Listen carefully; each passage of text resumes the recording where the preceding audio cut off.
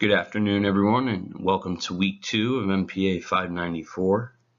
My name is Jared Kachmar, and I'm going to be discussing two significant early theorists from public administration.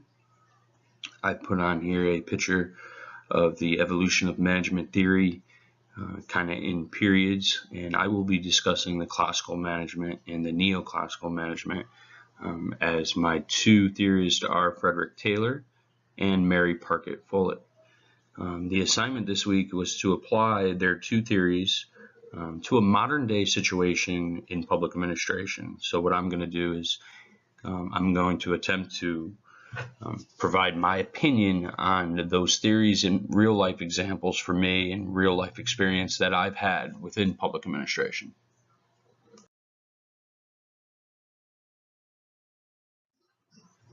One theory that I believe still holds true today, and a real life example could be our agency, would be that of Mary Parker Follett's and her theory on management. Mary Parker and Chester Bernard kind of led the charge on the human relations behavioral science approach to management. And it was important because she understood human behavior and the needs and the wants and the attitudes of an employee within the workplace. We know that's important because it stresses the importance of those workers instead of, let's say, a specific scientific technique or scientific management method. And we'll talk about that in the next slide with Frederick Taylor, and he's kind of the opposite of Mary Parker. And I see this directly with our agency, especially on her piece with leadership. So I put that quote there, and she says, "Leadership is not defined by the exercise of power, but by the capacity to increase the sense of power among those led. The most essential work of the leader is to create more leaders." So the Office on Aging had 3 leaders in their leadership team about 10 years ago. That number is up to 10 leaders now. So it's this idea of building leaders through leaders by using integrity, honesty, and fairness, because everyone has the opportunity to get to that level. The theory itself has a lot of great principles. How she's more concerned with power with than power over. It's a team effort, and true leaders, literally, that's what they do. They instill that sense of team along the entire organization. Her conflict resolution through integration section is outstanding on how she solves conflict, and her overall win-win philosophy is a model for other organizations to follow.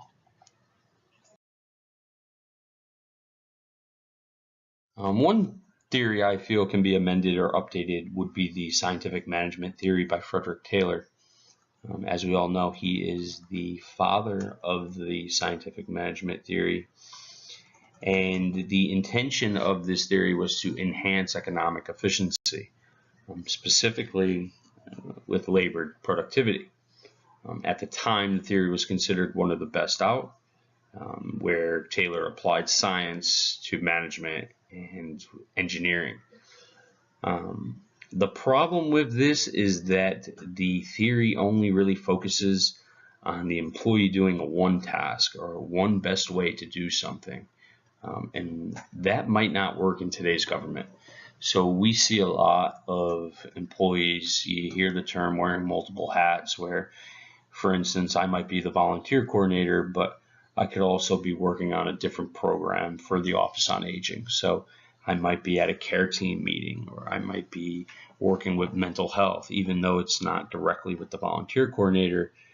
The county has asked me to take on multiple roles, based on my skills and ability related to the agency. Whereas this theory focuses on just performing one task. There are a lot of disadvantages of this theory. You hear a lot about the stress of the employees and the dissatisfaction of the employees from this theory, and that's true. I do feel like the theory had a purpose, and today certain companies still value this theory. It just might be a little outdated. Back then when they in 1911, when Taylor published this. It worked well for factories and organizations where there was a task that was repetitive. So this approach and this theory worked for them.